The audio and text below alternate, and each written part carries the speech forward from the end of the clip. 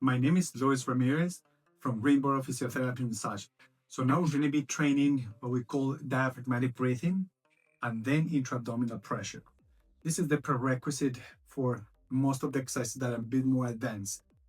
Here we have my partner Lena, and we're going to start trying to have her in a very comfortable position lying on her back. So we want to see that her jaw, her face muscles are relaxed, likewise her shoulders, collarbones down, the hips are 90 degrees approximately, and likewise the knees. So we want, first of all, the patient to feel relaxed. So when you're doing this at home, this is the main thing before you start doing anything.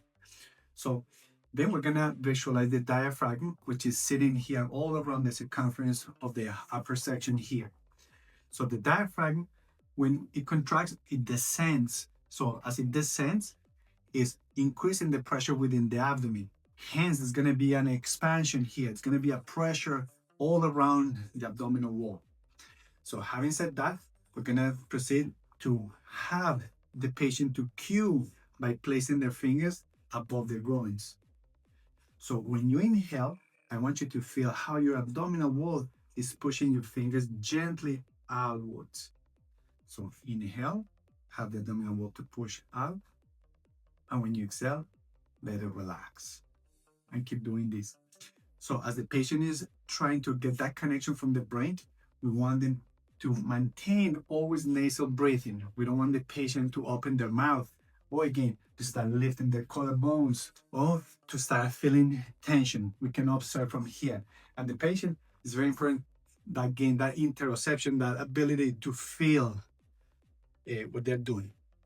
So once the patient has found that connection and that interaction from the above the groins, so we're gonna proceed to use the web space of the hands and put it by the flank here. So right below the ribs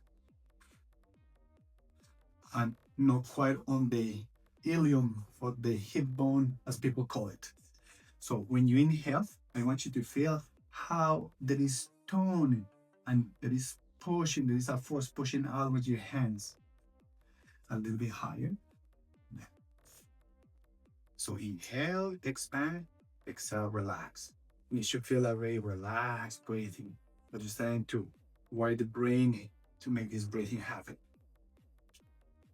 So far we have a cue above the groin, the side, and then we can use the thumbs and place it in the soft space between the ribs and the ilium.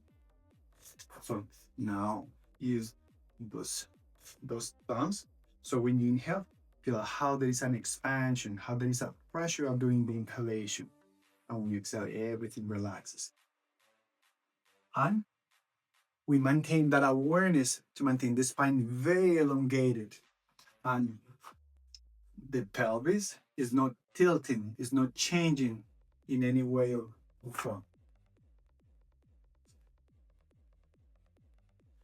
So once we are satisfied with that 360 expansion, so we're gonna proceed to the second part of the exercise, which is maintaining intra-abdominal pressure. So now we want the diaphragm to stay descended without interrupting the breathing. And I'm gonna hold the pressure out for about 5 seconds. So hold the pressure out, 5, 4, 3, 2, 1, and then let go and relax. You're gonna do another set.